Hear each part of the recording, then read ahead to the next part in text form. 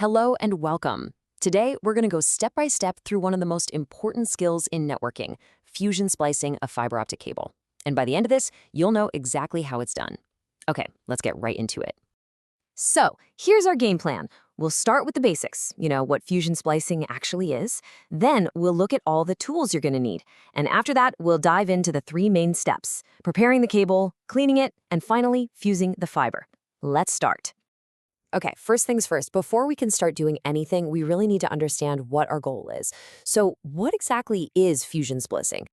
So here's the main idea. Fusion splicing is just a way to join two separate glass fibers so they become one single continuous piece. You can think of it like welding, but for glass. The machine uses a really powerful electric spark, an arc, to literally melt the ends of the glass and fuse them together forever. All right, now that we know what we're doing, let's look at what we need to do it. Having the right tools all clean and ready to go is pretty much half the job. This picture here shows our main equipment. Over on the left, that's the fusion splicer itself. That's the machine that does all the heavy lifting. The smaller black tool, that's our precision cleaver, and it's for cutting the glass perfectly.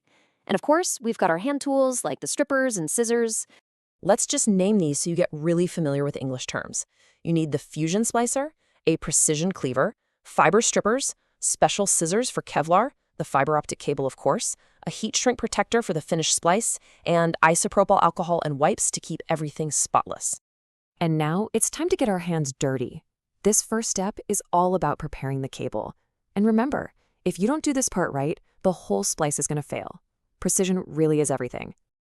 We're going to do this in three parts. First, we strip off all the different protective layers of the cable. Second, we cut away those yellow Kevlar fibers. And third, and this is a really important one, we slide on the protective sleeve. So we'll start with the fiber strippers. You want to gently remove about 14 centimeters of that outer plastic jacket.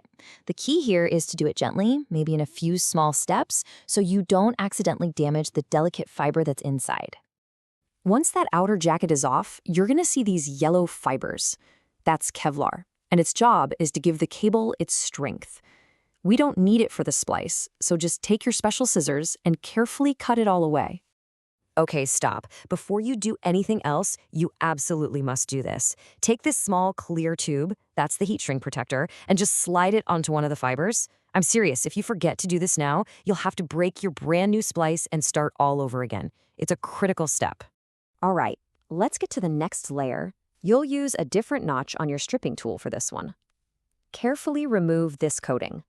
This time, you want to expose about 12 centimeters of the fiber underneath. Okay, this is the final and probably the most delicate part of the prep. You're going to use the smallest notch on your stripper to remove that last little bit of coating.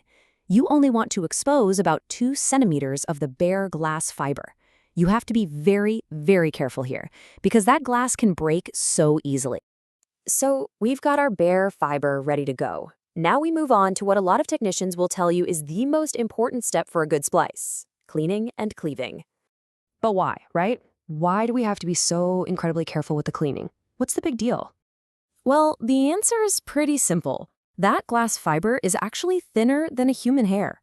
So even one tiny little piece of dust on the end of that fiber can block the light signal, and that means a bad connection. Cleanliness is absolutely essential, no excuses. So here's what you do. You take a special wipe, one that doesn't leave any lint, and you put some isopropyl alcohol on it. Then you gently but firmly wipe the bare glass fiber. You might even hear a little squeak when it's perfectly clean. And right away, as soon as it's clean, you place that fiber into the precision cleaver. You can see how the fiber sits right in that special groove. The position here has to be exact, so we get the perfect length for the splicer.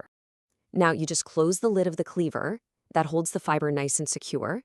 Then slide the blade across. What's cool is this action doesn't really cut the fiber, it scores it. It makes a perfect clean break with a totally flat end at exactly 90 degrees. This gives us the perfect surface for splicing. Okay, so we've prepared our two fibers, and both of them have been perfectly cleaned and cleaved. Now it is time for the magic. Let's fuse them together. So you very carefully take your cleaved fibers and place them right into the guides on the fusion splicer. You'll put one on the left and one on the right. You want those freshly cut ends to be right in the middle. super close to each other, but not actually touching. Once the fibers are in place, you close the lid. That's a safety thing to protect your eyes from the bright flash of the electric arc. And now the machine just takes over. It uses these tiny cameras and motors to line up the fibers perfectly, and then zap. It creates that electric arc and melts the two ends into one. We are almost done. Hey, remember that little protective sleeve we put on way back at the beginning? Well, now's its time to shine. You carefully slide it over your new splice. Then, place the whole thing into the small oven on the side of the splicer.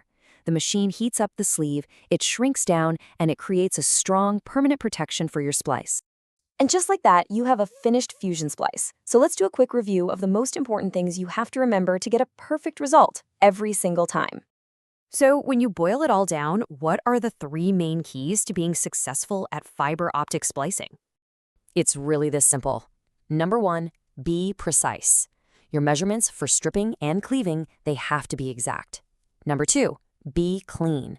Any little bit of dirt, dust, or oil from your fingers will ruin the splice.